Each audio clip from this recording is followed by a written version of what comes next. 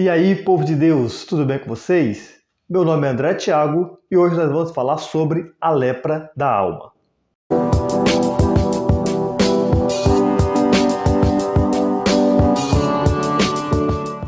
E aí, como é que vocês estão? Espero que vocês estejam bem, né? Eu estou muito feliz aqui de estar na presença do Senhor mais uma vez com vocês para compartilharmos a palavra do Senhor nesta manhã. E hoje, meus irmãos, nós vamos falar sobre a lepra da alma. O que é a lepra da alma e como curar. Para a gente poder entender melhor esse contexto, pega aí a sua Bíblia. Lembre-se sempre de estar com a sua Bíblia quando você vier aqui no canal André Thiago QGR e esteja munido da palavra de Deus, ok? Porque ninguém, né, irmãos, vai para a guerra sem estar armado. E nós estamos numa guerra espiritual constantemente. Pega aí a palavra do Senhor e abra em 2 Reis, capítulo 5. 2 Reis, capítulo 5.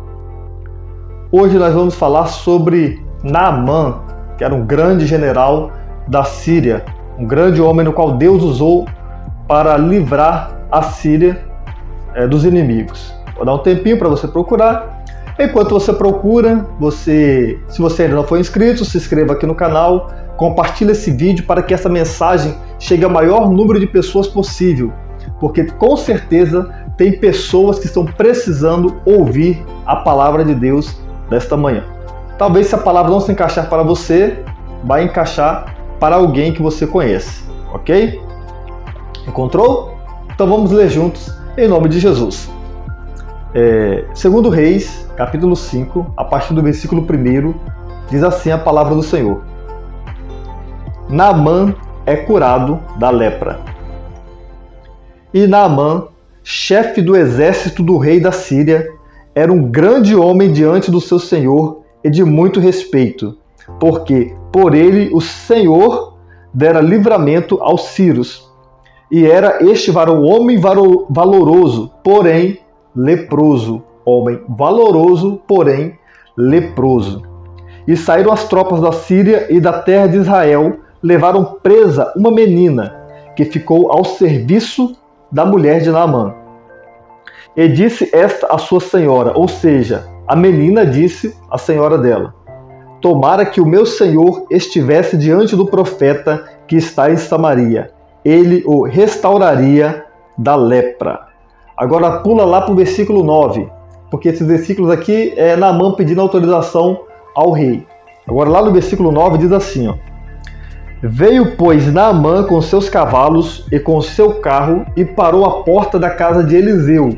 Eliseu, que era o profeta do qual a menina estava se referindo. Então Eliseu lhe mandou um mensageiro dizendo: vai e lava-te 7 vezes no Jordão, e a tua carne te tornará e ficarás purificado. Porém Naamã muito se indignou e se foi dizendo: eis que eu dizia comigo, certamente ele sairá, pôr-se-á em pé, e invocará o nome do Senhor seu Deus, e passará a sua mão sobre o lugar, e restaurará o leproso. Não são porventura Abana e Farpar, rios de Damasco, melhores do que todas as águas de Israel? Não me poderia eu lavar neles e ficar purificado?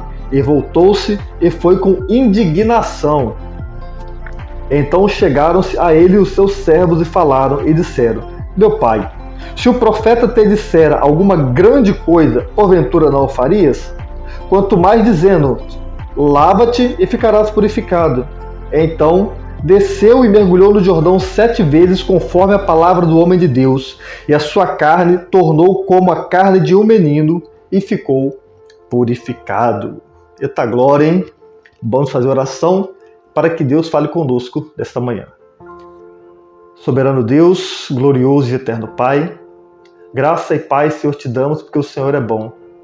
Venha falar conosco, Senhor, nesta manhã, que a Tua palavra, Senhor, venha penetrar no fundo do nosso coração e da nossa alma. Prepara, Senhor, o nosso coração como terra fértil para receber a boa semente da Tua palavra. É o que te pedimos, em nome de Jesus. Amém. Então, irmãos, nós acabamos de ler a história de Naamã. Naamã, ele era um general, ele era um homem valoroso, ele era um homem respeitado, porém leproso. E naquela época, a lepra, né, que hoje nós conhecemos como hanseníase, ela não tinha cura. E havia regras para que as pessoas com esta doença fossem afastadas.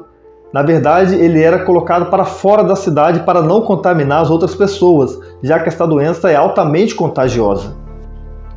Porém, Naamã, ele vivia coberto e, como era um homem muito importante, ele não foi colocado para fora da cidade. E ainda assim ele se colocava na presença do rei, porque ele era muito importante para aquela nação. Porém, ele já tinha feito de tudo para ser curado e não havia conseguido a cura. Como eu disse, não tinha cura naquela época. Porém, uma menina escrava, do qual ele, quando invadiu Israel, capturou a menina e a colocou para ser serviçal da esposa dele, esta menina disse: quem dera se o meu Senhor estivesse lá em Israel, porque lá tem um profeta que oraria por ele e ele ficaria curado. Então Naamã aí já teve que dar o primeiro passo rumo à cura da sua lepra.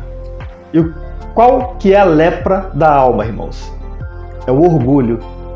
O orgulho é a lepra da alma. O orgulho que te deixa afastado das pessoas, o orgulho que não faz você ser humilde, é o orgulho que fecha as portas, que faz você perder as oportunidades e principalmente a salvação da sua alma.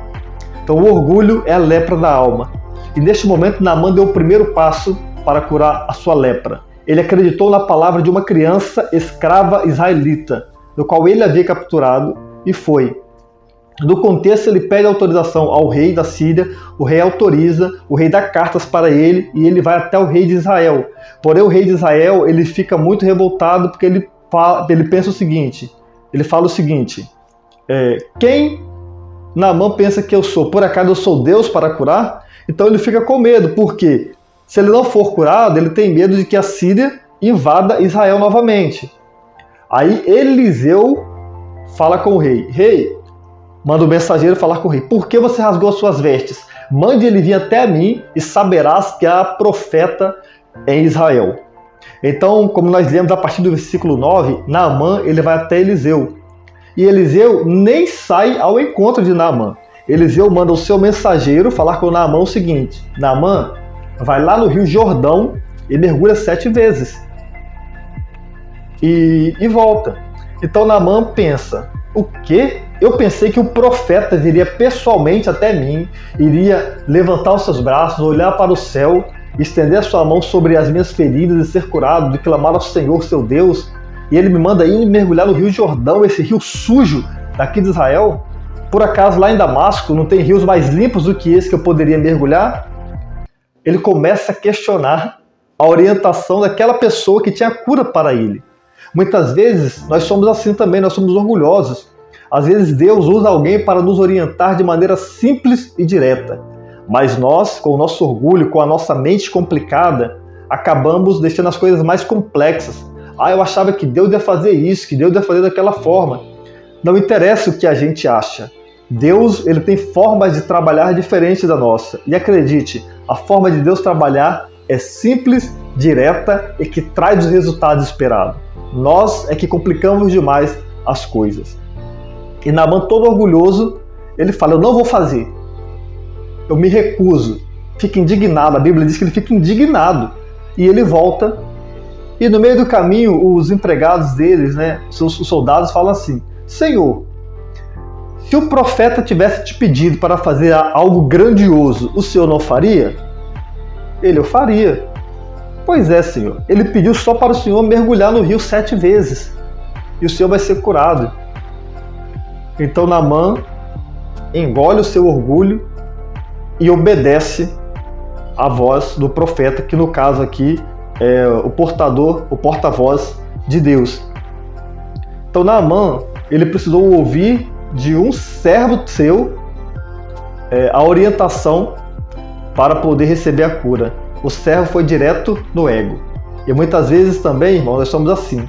Temos que ser feridos no nosso ego para que nós possamos obedecer à voz de Deus. Amém? E qual que é a cura para o orgulho, irmãos? A cura para o orgulho é a humildade e a mansidão. Paulo, ele disse: sejam meus imitadores, assim como eu sou imitador de Cristo. Então, Cristo é a nossa referência. Sejamos mansos e humildes de coração e não vamos deixar o orgulho dominar a nossa vida. Perdoe, lance o perdão, ame a si mesmo, perdoe a si mesmo e deixe o orgulho de lado. E aí você vai ver as bênçãos de Deus sendo derramadas sobre a sua vida. Amém? Que Deus possa te abençoar tremendamente. Graça e paz. E fica com Deus.